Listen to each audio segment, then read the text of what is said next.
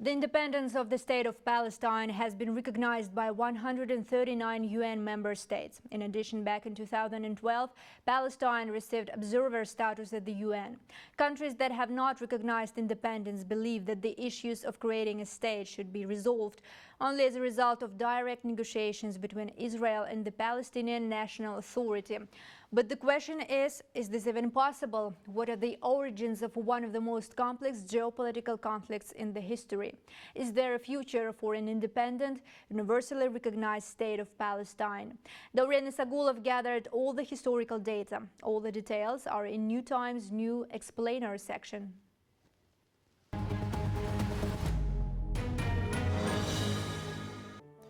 The origins of the conflict, which right now is claiming the lives of thousands of people, have to be sought in the past of the Middle East.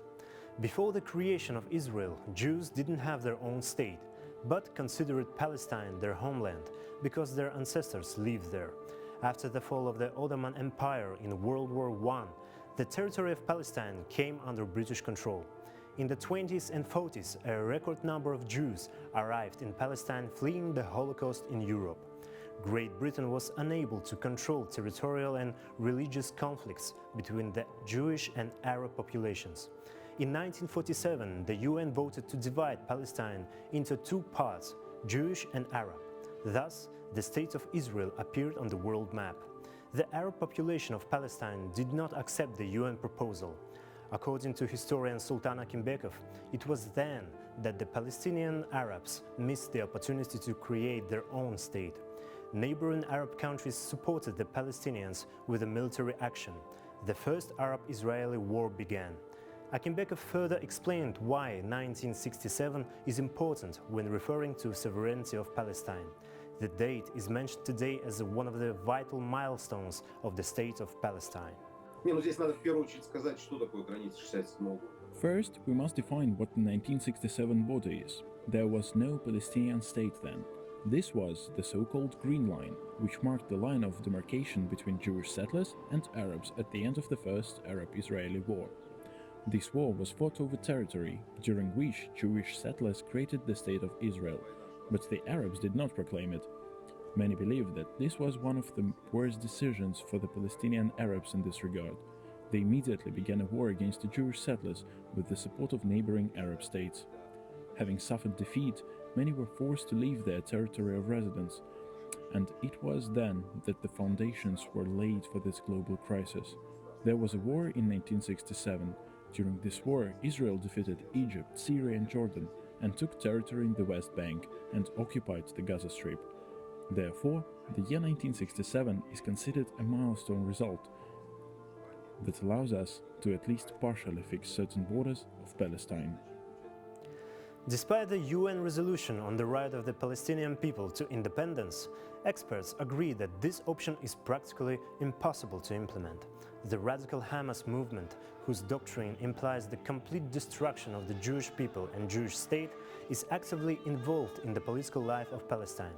In 2005, Hamas won municipal elections for the first time with the support of the oppressed part of society. Since 2007, it has gained full control over the Gaza Strip.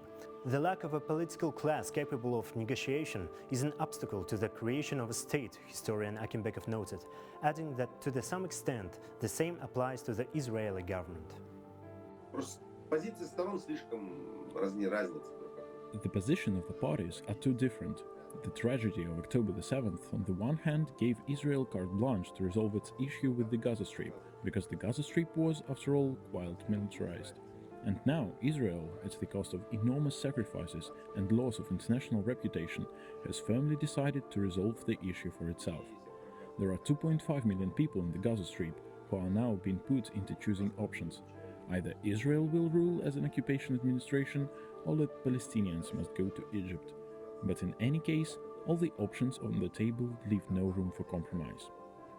Following the deadly Hamas attack on Israel on October 7, Netanyahu's government declared war on the militants.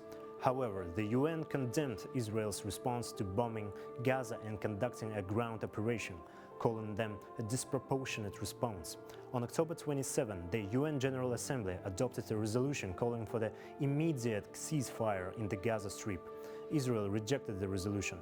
According to the Middle East expert Askar Batalov, the issue of creating an independent Palestine is insoluble, and calling for this from the world community, including Kazakhstan, is just a civilized attempt to stop this slaughter. The important part of this rhetoric is pressure on Israel. The position of many countries is this: we recognize and want to recognize the state of Palestine as opposed to Israel. Now everything is being done to stop Israel's action by some civilized means. The fact is that the main appeal of Kazakhstan is compliance with international law, but ignoring the resolution comes from two sides. There are radical movements in Palestine that ignore the UN resolution, and the same thing happens with official Israel. Kazakhstan has 2 points here: an appeal to international law and to justice. According to the latest data of official Tel Aviv, more than 1.4 thousand people died in Israel as a result of the conflict. The death toll in the Gaza Strip has exceeded 11,000 people, of which 4.5 thousand are children, the Gaza's Ministry of Health reports. The long-term Palestinian-Israeli conflict remains one of the most difficult problems of our time. But what will be the final point of its resolution? Negotiations or missile strikes? It's a big question. Daurian Sagulov, New Time.